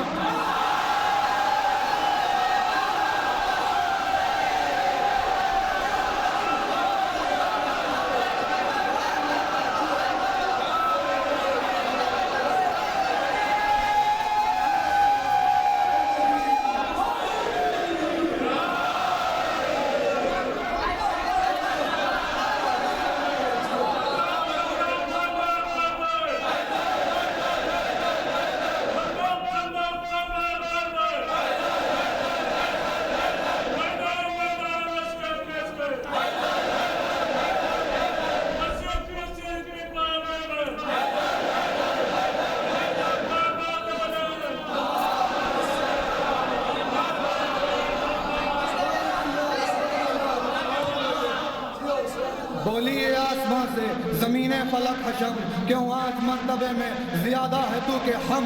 مجھ پر ہے وہ جو مہر نبوت پہ تھے قدم، ذرے سے بھی بولیے آسمان سے زمین فلک حشم، کیوں آج مرتبے میں زیادہ ہے تو کہ ہم۔ مجھ پر ہے وہ جو مہر نبوت پہ تھے قدم، ذرے سے بھی یہاں تیرے شمس و قمر ہے کم۔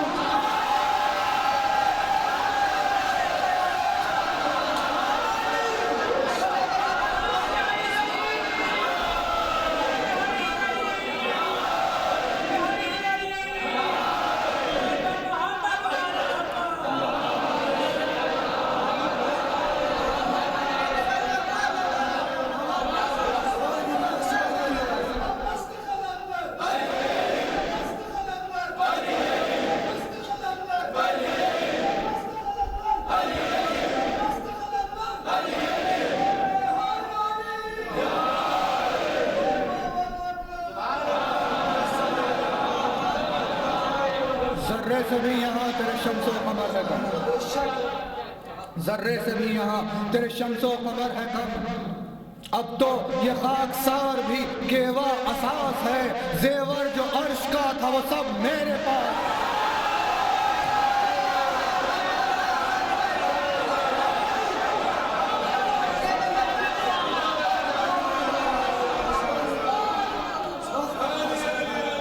اب تو یہ خاکسار کیوا اساس ہے، زیور جو عرش کا تھا وہ سب میرے پاس ہے۔ تو جب اذان علی اکبر کی آواز سنی تو راحیل تمام کے تمام ملائکہ کے سمیت اس آواز میں کھو کر یہ کہتا رہ گیا، کیا خوبصورتی اس آواز میں ہے، کیا خوبصورتی اس آواز میں ہے۔ تو بلال نے ایک دن اذان نہیں دی تو سورج نمودار نہیں ہوا، جب بلال نے اذان نہیں دی تو صبح نہیں ہوئی، نمودار نہیں ہوئی صبح۔ سارے کے سارے پریشان ہوئے کہ بھئی صبح نہیں ہو رہی، تب بلال نے اذان نہیں دی، اسی وجہ سے صبح نہیں ہو رہی ہے۔ تو یہ عام صبح نہیں تھی، یہ روز عاشور کی صبح تھی، یہ روز عاشور کی صبح تھی۔ اور اگر عاشور کا دن نمودار نہیں ہوتا تو توحید کی حفاظت نہیں ہوتی۔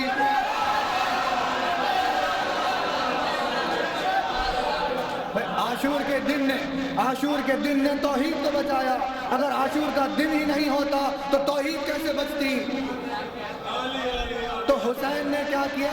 حسین نے علی اکبر سے اذان کہنے کے لیے کہا، کیونکہ اگر علی اکبر نے اذان نہیں دی تو روز عاشور نمودار نہیں ہوگا۔ توحید کی حفاظت ویسے ہی رہ جائے گی۔ تو اذان بلالی کا قصیدہ پڑھنے والے یہ جان لے کہ آج ساری زمین پر اگر اللہ اکبر کہا جا رہا ہے تو یہ علی اکبر کے اللہ اکبر کہنے کی وجہ سے ہو رہا ہے۔ یہ اس کی اذان کا اثر، اذان علی اکبر ہو رہی ہے۔ ناگاہ چرخ پر خط ابیض ہوا آیا، تشریف جانماز پر لائے شہ زمان، سجاد بچ گئے عقب شاہین سو جاں، صوت حسن سے اکبر محرو نے دی اذان، ہر ایک کی چشم آنسوؤں سے ڈب ڈبا گئی، گویا صدا رسول کی کانوں میں آ گئی، گویا صدا رسول کی کانوں میں آ گئی۔ چپ تھے طیور، جھومتے تھے وجد میں شجر، تسبیح ہاں تھے برگ و گلو غنچہ و ثمر، محو ثنا کلوخ و نباتات و دشت و در، پانی سے منہ نکالے تھے دریا کے جانور۔ اعجاز تھا کہ دلبر شبیر کی صدا، ہر خشک و تر سے آتی تھی تکبیر کی صدا۔ یہ حسن صوت اور یہ قرت، یہ شد و مد، حقاق افصح الفصحا ہے انہی کا جد، گویا ہے لہن حضرت داؤد باخرد، یا رب رکھ صدا کو زمانے میں تعبد، شعبے صدا میں پنکھڑیاں جس طرح پھول میں، بلبل چہک رہا ہے ریاض رسول میں۔ اذان علی اکبر، یہ اذان علی اکبر ہو رہی ہے۔ تو راحیل نے اس آواز کو سن کر اپنے آپ کو ویسی آواز میں شمار کرنے کے لیے کہہ دیا۔ تو پروردگار نے جب نکاح کی رضامندی کی خبر سنی سیدہ کی تو کہا راحیل کو بلا کر لے کر آؤ، وہ نکاح پڑھے گا، سب سے بہترین آواز اس کی ہے۔ تو ساتویں آسمان کے اوپر راحیل نے خطبہ نکاح شروع کیا۔ جبریل نے بھی سیدہ کا نکاح پڑھا، جبریل نے چوتھے آسمان پر پڑھا، راحیل نے ساتویں آسمان پر پڑھا۔ تو اب منظر سن لیجئے، ذکر تمام ہونے کو ہے، وقت زیادہ ہو رہا ہے، ایک صلوات بآواز بلند پڑھ دیجیے۔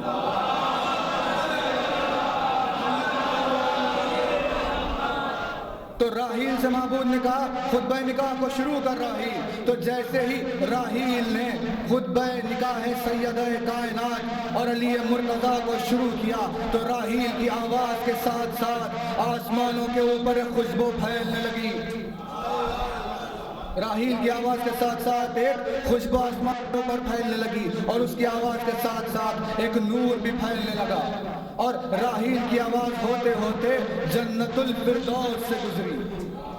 مقام فردوس، جنت کے سب سے اونچے مقام سے راحیل کی آواز گزرنے لگی۔ تو جیسے ہی راحیل کی آواز فردوس کے درختوں، اس کی نہروں، پہاڑوں، شاخوں، پھولوں، کلیوں، زمینوں سے، پہاڑوں سے ہو کر جب راحیل کی آواز گزرنے لگی تو تمام کے تمام ملائکہ نے دیکھا کہ راحیل کی آواز کے اثر میں ہر ایک درخت کے اوپر موتی، یاقوت اور زبرجد اگنے لگے۔ راحیل کی آواز کے ساتھ ساتھ جنت کے تمام مقاموں پر ہر ایک درخت کے اوپر یاقوت، زبرجد و موتی لٹکنے لگے۔ جنت کی وسعت کے لیے کیا کہا قرآن نے؟ قرآن نے کہا آسمان اور زمین کا دائرہ ملا لو تو اتنا نہیں ہوگا جتنا دائرہ جنت کا دائرہ ہے، جتنا دائرہ جنت کا ہے اتنے تمام دائرے کے اوپر جب راحیل کی آواز پہنچی تو پھر ہر درخت میں یاقوت، موتی اور زبرجد آ گئے۔ تو آپ نے غور کیا کہ ایک درخت کی، کسی ایک چیز کا کوئی ایک درخت ہوتا ہے، آم کے درخت پر آم لگتا ہے، جام نہیں لگتے، اور جام پر آم نہیں لگتے۔ تو ایک چیز کا درخت ہو تو اس پر ایک ہی چیز لگے گی۔ تو اگر موتی کا درخت ہو تو اس پر زبرجد تو نہیں لگنا چاہیے تھا اور یاقوت بھی نہیں لگنا چاہیے تھا، لیکن علی اور سیدہ کے نکاح کے خطبے کی تاثیر یہ ہے کہ ہر ایک درخت کے اوپر موتی، یاقوت اور زبرجد آ گئے، بغیر کسی اختلاف کے، بالکل اسی طرح جس طرح علی کی حکومت میں شیر اور بکری ساتھ کھڑے ہوئے نظر آتے، جس طرح باز اور کبوتر ایک ساتھ نظر آتے، علی سا بھی نہ کوئی عادل زمانہ ہوا کہ ایک باز اور کبوتر کا آشیانہ ہوا۔ ایک ہی درخت پر موتی یاقوت زبرجد آ گئے. سارے ملائکہ دیکھتے رہے کہ ساری جنت میں ان جواہرات کی چمک سے روشنی پھیل گئی اور ایک ماحول تیار ہو گیا. علی اور سیدہ کے نکاح کا ماحول آسمانوں پر تیار ہو گیا. تو جب راحیل کی آواز کے ساتھ ساتھ سارے کے سارے لگ گئے اور تمام کے تمام موتی یاقوت زبرجد لگنے کے بعد جب سب کچھ تھم گیا تو پروردگار کی آواز آئی اور پروردگار نے کہا کہ رضوان کو بلاؤ. ہر ایک ملک کو نام سے یاد کیا. علی کا نکاح، سیدہ کا نکاح ہو رہا ہے. رضوان کو بلاؤ. یہ رضوان کون ہے؟ سب سے قوت قوی ترین ملک، سب سے زیادہ قوت والا جو ملک ہے وہ رضوان ہے. وہ جنت کے دروازے پر کھڑا رہے گا، کسی کو داخل ہونے نہیں دے گا، کیونکہ سب سے زیادہ قوت اس کے پاس ہے. کوئی اس سے لڑ کر جا نہیں سکتا اندر. اسی لیے رضوان کو دروازے پر کھڑا کر دیا. اب کسی کو جنت میں جانے نہیں دے گا جب تک کہ علی نہیں سن لے اس کی زبان سے.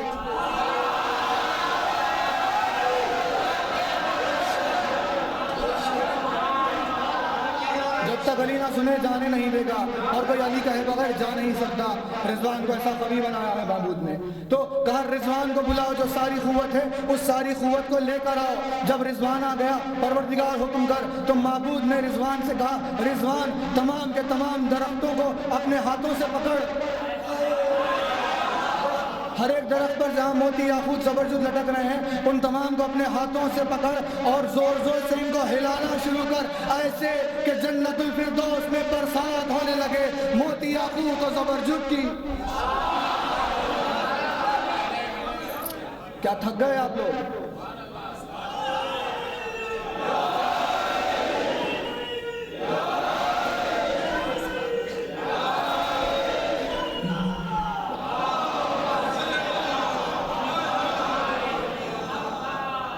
تو رضوان نے درختوں کو پکڑ کر ہلانا شروع کیا.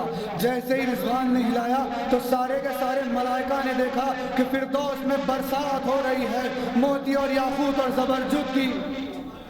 اب یہ واقعہ آپ کے سامنے میں عیون الاخبار رضا سے پڑھ رہا ہوں. مؤلف کا نام شیخ صدوق ہے. 8ویں امام کی حدیث ہے. فرماتے ہیں کہ فرمایا امام علی ابن موسی رضا نے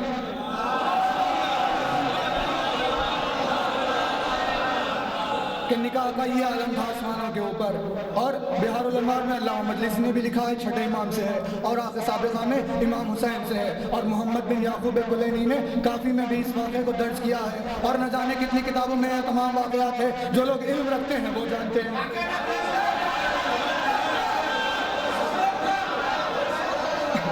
نہ جانے کون کون سی کتابوں میں. اب علم رکھنے والے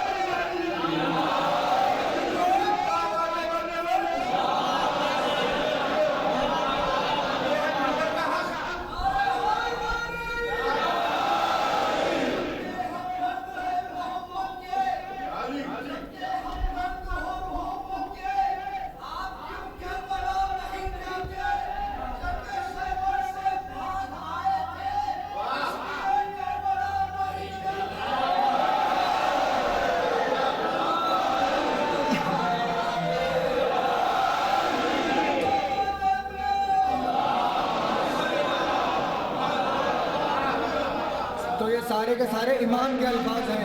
امام سنا رہے ہیں اپنے صحابی کو. 2 نام ہیں، ایک محمد ہے ایک علی ہے. ایک صحابی کا نام محمد، ایک صحابی کا نام علی. تو ان کو سنا رہے ہیں کہ آسمان پر کیا ہو رہا تھا جب علی اور سیدہ کا نکاح آسمانوں پر پڑھا جا رہا تھا. تو رضوان نے کیا کیا؟ رضوان نے تمام درختوں کو پکڑ کر ہلانا شروع کیا. ان کے ہلانے سے سارے موتی یاقوت اور زبرجد زمین پر چڑھ کر بکھیرنے لگے. اور جیسے ہی تمام کے تمام ملائکہ نے یہ منظر دیکھا کہ موتی اور یاقوت اور زبرجد برس رہے ہیں تو سارے کے سارے ملائکہ ان موتی اور یاقوت اور زبرجد کو لوٹنے کے لیے دوڑے. اب لوٹنے کے لیے اڑے، لوٹنے کے لیے دوڑے، لوٹنے کے لیے اڑتے ہوئے دوڑے یا پھر دوڑتے ہوئے اڑے، یا جو بھی ملک کرتا ہے، ایک زبرجد یاقوت اور موتی کی ایک ایک موتی کی کوشش میں یہاں سے وہاں بھاگنے لگے، بھاگنے لگے۔ تو کیا کہا آیت نے؟ آیت نے کہا تعرج الملائکۃ والروح الیہ فی یوم کان مقدارہ 50,000 سنہ۔ سورہ معارج، ارشاد خداوندی کہ جب ملک اور روح پرواز کرتے ہیں تو ایسی رفتار سے کہ ایک لمحے میں 70,000 نوری سال کا فاصلہ طے کر لیتے ہیں، ایک لمحے میں 70,000 نوری سال کو طے کرتے ہیں۔ اس رفتار سے اڑنے والے ملائکہ جنت میں یہاں سے وہاں بھاگ رہے ہیں کہ موتی لوٹو، یاقوت لوٹو، زبرجد لوٹو، سارے لوٹ رہے ہیں۔ غور نہیں کر رہا مجمع، غور نہیں کر رہا، آپ غور نہیں کر رہے ہیں۔ کیا ملک کو کسی چیز کی خواہش ہوتی ہے؟ کیا ملک خواہش رکھتا ہے؟ کیا انسان کی طرح بے چین ہوتا ہے؟ کیا بے قرار ہوتا ہے ملک؟ نفس سے بری ہوتا ہے ملک، کسی چیز کی خواہش نہیں۔ لیکن دربار سیدہ پر آتے ہی فطرت بدل جاتی ہے۔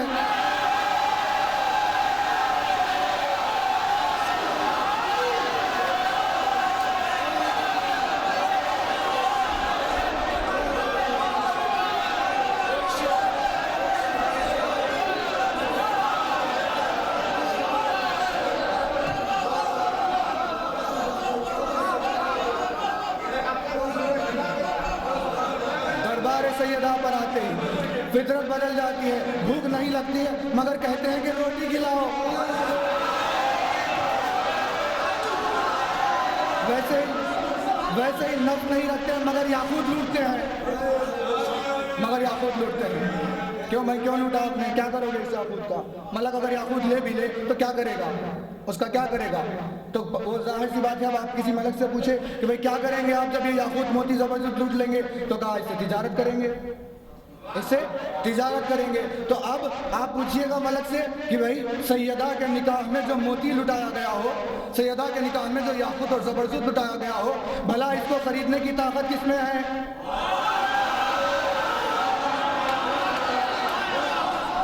اس کی تجارت کس سے کرو گے؟ کس کے ساتھ؟ کون اس کو خریدے گا؟ ملائکہ جب نہیں ہے جواب دے کہ ان تمام موتیوں یاقوت اور زبرجد کی قیمت وہی دے گا جس نے نفس علی کی قیمت ادا کی ہو۔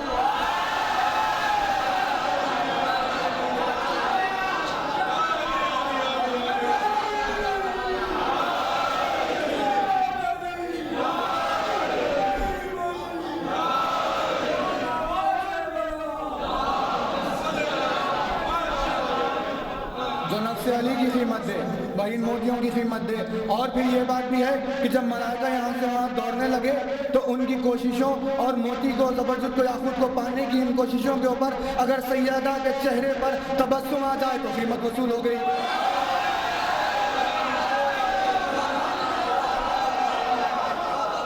سیدہ مسکرا دے تو قیمت آ گئی، ہر کوشش کی قیمت آ گئی۔ سیدہ کی ایک مسکراہٹ تمام ترین چیزوں کی کوششوں کو پورا کر دے گی، اسی لیے لوٹ رہے ہیں۔ تو یہ سنت چلی، پروردگار نے جب یہ عمل کیا، اللہ کے رسول نے سنت پر عمل کرتے ہوئے جب زمین پر پہلی ذیلحج کو علی اور سیدہ کا نکاح ہوا تو خرمے لٹائے، کہا کہ وہ موتی لٹا رہا تھا، ہم یہ لٹائیں گے۔ تو لوٹتے لوٹتے اب سارے مومنین میں یہ سنت پروردگار آ گئی کہ جب کبھی نکاح ہوگا تو یہ بادام لوٹیں گے اور ساری چیزیں ہوں گی۔ تو یہ پروردگار کی سنت ہے۔ تو اس نے تمام کو لٹانا شروع کیا، سارے ملائکہ نے لوٹنا شروع کیا۔ امام آگے کہتے ہیں کہ جب تمام کے تمام موتی اور یاقوت اور زبرجد جھڑ گئے اور سب ختم ہو گئے، سارے کے سارے ملائکہ نے ہر چیز لوٹ لی، تو ان تمام ملائکہ نے ایک کام کیا، ان سب نے ایک کام کیا، کیونکہ وہ اس دن بہت آرام سے تھے، سب کو چھٹی تھی، کسی کو ڈیوٹی نہیں تھی، سب کے سب ڈے آف تھے، اسی لیے فرصت میں تھے۔ تو انہوں نے کیا کیا؟ جب یاقوت، زبرجد اور موتی سب کے سب لوٹ لیے تو امام کہتے ہیں کہ ان تمام نے ایک مقام پر آ کر بیٹھ گئے، وہ سارے کے سارے آ کر ایک مقام پر بیٹھ گئے اور انہوں نے گننا شروع کیا کہ کس نے کتنا لوٹا ہے۔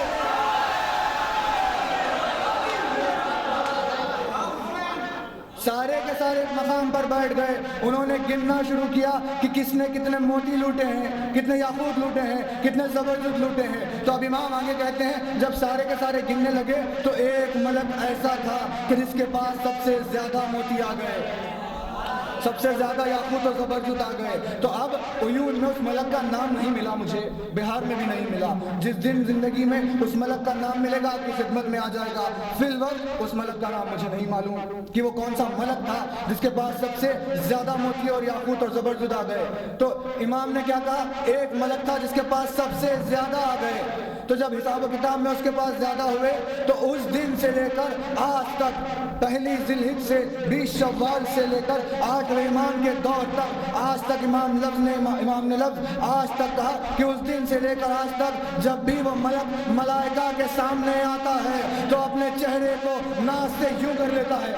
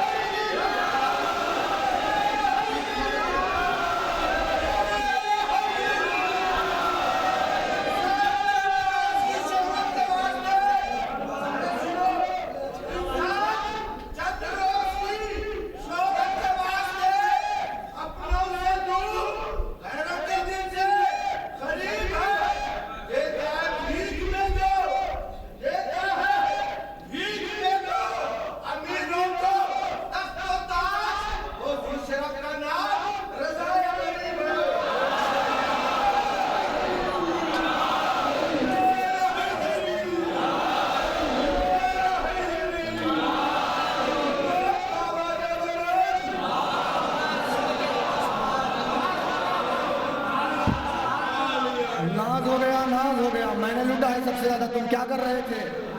کیا تیز نہیں بھاگ سکتے تھے؟ میں لوٹ رہا تھا, تم لوگ کیا کر رہے تھے؟ جب بھی آمنا سامنا ہوا ناز آ گیا, ہم نے لوٹا ہے سب سے زیادہ, میرے پاس سب سے زیادہ موتی ہے, یاقوت ہے, زبرجد ہے. اب اس ملک کو اپنے آپ پر ناز ہے کہ ساری نکاح میں سب سے زیادہ اس کا ہنگام ہوا اور آنے والی نسلوں میں اس کا چرچا ہو گیا کہ بھائی لوٹ رہا ہے. تو اب اس کے بعد کا منظر ہے, اس کے بعد کا یہ منظر ہے کہ جب تمام کے تمام موتی اور یاقوت اور زبرجد تمام ہوئے اور سارے ملائکہ نے ہر چیز کو لوٹ لیا, تو راحیل کی خطبے کی آواز ہوتے ہوتے شجر طوبہ تک پہنچ گئی. راحیل کی آواز کی لہریں شجر طوبہ تک پہنچ گئی. اب جیسے ہی شجر طوبہ کیا ہے؟ شجر طوبہ جنت میں اگنے والا ایک درخت ہے, وہ مومنین کا اجر ہے. متقین پرہیزگار لوگ جنت میں طوبہ کے سائے میں رہیں گے. وہ ایک درخت ہے, وہ جنت میں اگنے والا درخت ہے. تو جو بزرگ ہیں جو زیارتوں کو جا کر آئے ہیں ان تمام نے کیا دیکھا کہ جو جنت میں اگنے والا درخت ہے وہ علی کے گھر میں بھی اگ گیا.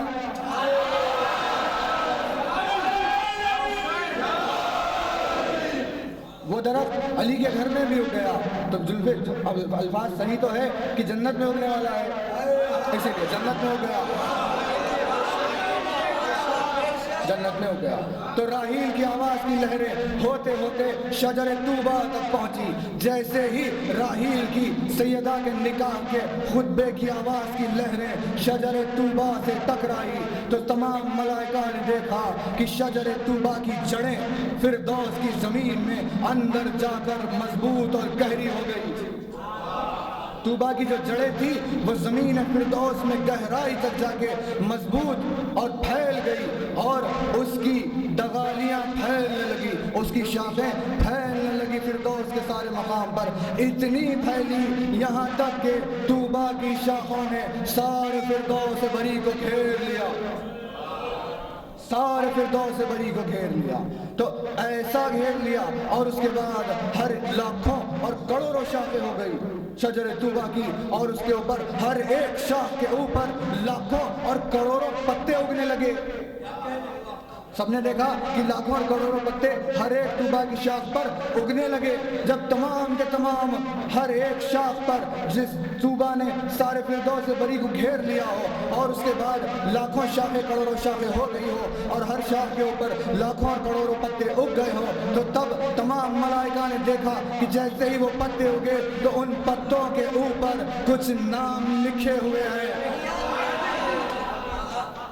ذکر یاد ہے, قلم اور تحریر پر تذکرہ ہو رہا ہے.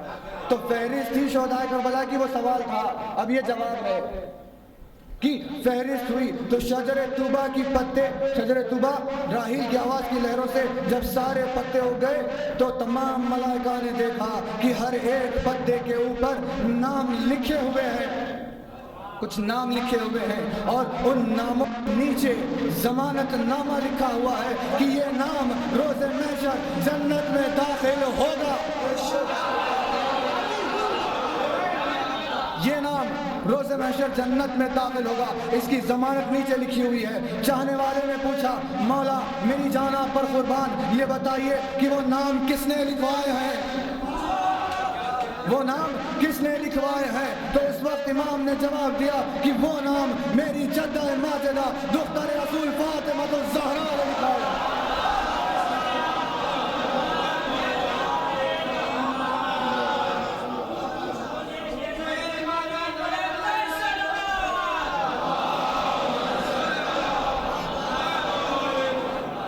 وہ نام کس نے لکھوائے ہیں؟ سیدہ نے نام لکھوائے ہیں۔ معجزہ اور اعجاز کی باتیں ہیں، اہل فکر ہے تو نقطے کافی ہوں گے، اشارے کافی ہوں گے، تفصیل کی ضرورت نہیں۔ سیدہ اللہ کے رسول کے ساتھ زمین پر ہے، شجر طوبہ پر وہی نام لکھا رہی ہے، یہ اس کے اعجاز اور معجزات ہیں، یہ اس کے معجزات ہیں، زمین پر ہوتے ہوئے آسمان پر بھی ہے، سیدہ نے نام لکھوائے ہیں۔ اب سوال کرنے والے نے پوچھا مولا یہ بتائیے کہ وہ جو نام لکھے ہوئے ہیں ہر ایک طوبہ کے پتے کے اوپر، وہ نام کس کے نام ہیں، وہ نام کس کے نام ہے؟ تو امام نے جواب دیا میری دادی سیدہ نساء العالمین نے وہ نام اپنے بیٹے پر گریہ کرنے والے عزادار نے لکھا ہے۔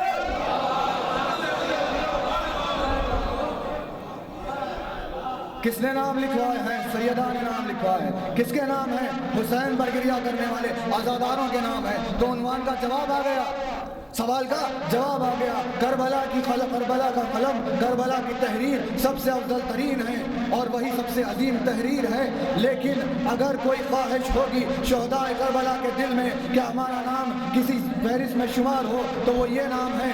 حبیب سے سوال پوچھا جب گیا تو خواب میں آ کر جواب دیا حبیب بچپن کے حسین کے ساتھی ہیں، ساتھ زندگی گزارنے کا شرف حاصل ہوا ہے، حسین نے دوبارہ زندگی عطا کی ہے، کربلا میں یاد کیا ہے، آپ نصرت کو آئے ہیں، حسین کے بازو برابر کھڑے ہو کر حسین کے ساتھ کربلا میں شہید ہو گئے۔ ایک پہلو میں علی اکبر کی مزار تو ایک میں حبیب ابن مظاہر ہے، ایک میں حبیب ابن مظاہر ہے۔ اتنی عظمتوں کے باوجود حبیب کیا کوئی خواہش دل میں باقی رہ گئی ہے؟ حبیب نے کہا ہاں پروردگار مجھے زندگی عطا کرے تاکہ مجلس حسین میں بیٹھ کر عزاداروں کے ساتھ گریہ کروں۔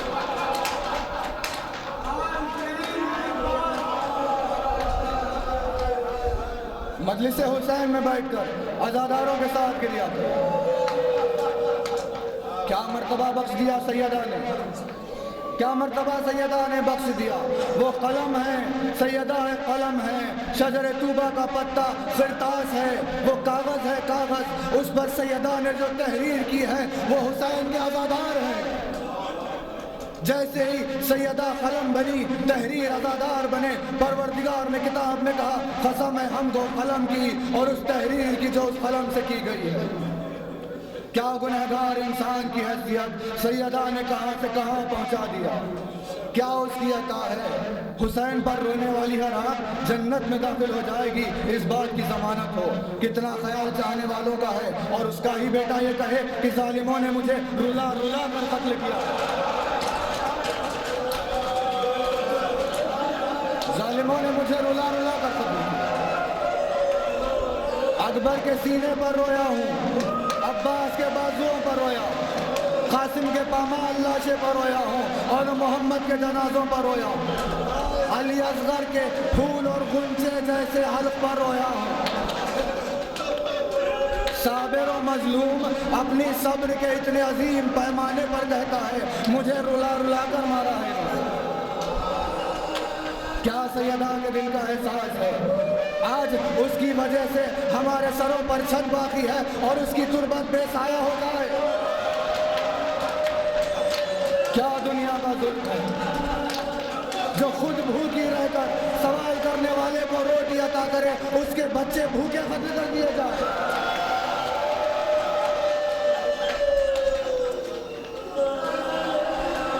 उसके बच्चे भूखे खत्म कर दिए जाए। एहसास की बात है, आपके सामने शहादत नहीं पढ़नी, एहसास के अल्फाज कहते हुए जिक्र तमाम करना है। एक सैयदा का एहसास, एक अली का एहसास और एक ज़ैनब का एहसास, इस पर ही जिक्र तमाम। क्योंकि जो हुसैन के आज़ादार होते हैं उनके दिल हसास होते हैं। किसी पर जुल्म नहीं देख सकता हुसैन का आज़ादार।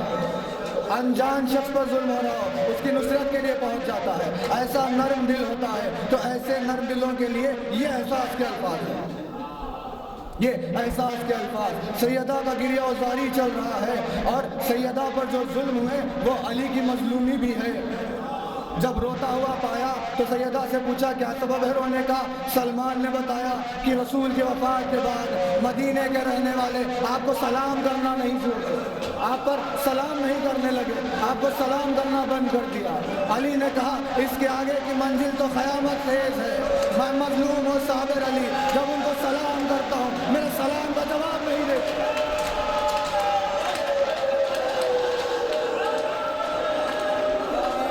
मेरे सलाम का जवाब नहीं दे। गिरिया और जारी चल रहा है। उसके दिल का एहसास ये है कि रसूल आज़म का वक्त आखिर है। मलकुल मौत दरवाजे पर आ गया, दस्तक दी। कौन? कहा रसूल से मुलाकात चाहता हूँ। कहा आराम कर रहे हैं, फिर किसी वक्त आना। दोबारा कुछ देर के बाद फिर दस्तक दी। कहा कौन? रसूल से मुलाकात चाहता हूँ। सैयदा ने कहा आराम कर रहे हैं, कुछ वक्त के बाद आना। तीसरी मर्तबा बस दस्तक दी। जब तीसरी मर्तबा दस्तक दी तो सैयदा की आंखों से आंसू जारी हो गए।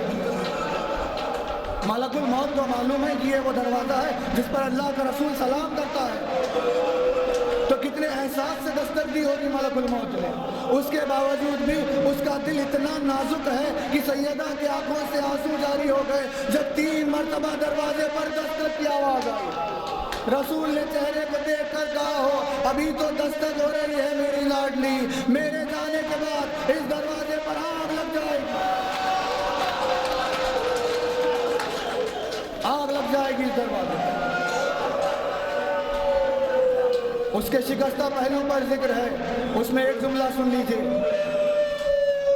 कि जब आग लेकर अली के घर पर आ गए, लकड़ियाँ लेकर आ गए और उस घर को जलाने का इरादा कर लिया, तो अरब के कदीम दस्तूर के हिसाब से जब घर बनता तो उस दरवाजे के सामने, घर के दरवाजे के बिल्कुल सामने दीवार होती, घर के दरवाजे के बिल्कुल सामने दीवार होती, ताकि अगर दरवाज़ा खुला हुआ हो तो दरवाज़ा खोले तो सहन में नज़र ना पड़े। अगर आपकी उसकी मिसाल देखना हो तो अलावे यतीमा चले जाइएगा, दरवाज़ों को खोला तो सामने एक दीवार है ताकि उसके पीछे जो चीज़ है उस पर नज़र ना पड़े। लेकिन अलावे यतीमा की दीवार बहुत दूर है, सैयदा के घर की दीवार करीब थी।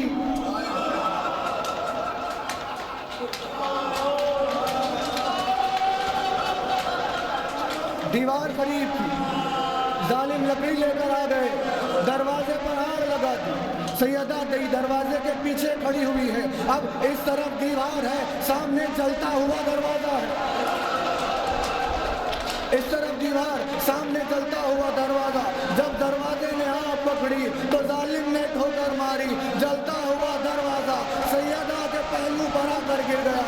पीछे दीवार, सामने दरवाजा। जब मजमा दाखिल हुआ तो दरो दीवार के दरमियान में सैयदा ने आवाज बुलंद की, या अली मेरा बच्चा।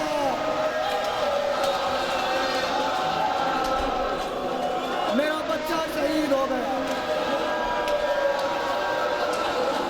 अली जैसे साबिर ने सनम कुरैश में कहा, मेरे परवरदिगार लानत हो उन पर कि जिन्होंने सैयदा पर ऐसी शिद्दत से दरवाजा गिराया उसकी फसलियां टूट गई। मेरा बेटा शहीद हो गया, परवरदिगार उन पर लानत हो। गिरिया जारी चल रहा। सैयदा को बाबा का तोहफा याद आ गया, रसूल का दिया हुआ तोहफा याद आ गया। सवाल मदद लेकर दरबार में चली गई। कहा कि पैगंबर की विरासत नहीं होती, जकरिया से याहिया की विरासत और दाऊद पर सुलेमान की विरासत को साबित कर दिया। उसके बाद कहा मुझे हक नहीं देते, इस बात से बेनियाज है सैयदा। ये कहकर दरवाजे पर अपने घर को वापस आ गई। ये कहकर अपने घर को वापस आ गई। तो जैसे ही माँ के आने की आहट सुनी तो उस वक्त ज़ैनब की कमसिनी है, उस वक्त ज़ैनब की कमसिनी है। ज़ैनब का उस वक्त वही सिन है जो सकीना का करबला में सिन था, वही सिन ज़ैनब का जो सकीना का करबला में था। ममता की आहट को जैसे महसूस किया, ज़ैनब दौड़ती हुई आई, सैयदा से लिपट कर रोने लगी, सैयदा से लिपट कर रोने लगी। मेरी बच्ची मेरी निगाहों में दरबार शाम है, बेमखलो चादर ज़ैनब, रसन बस्ता ज़ैनब, ना महरमों का मजमा है, ना मुँह से पैगंबर खुदा, बेमखलो चादर।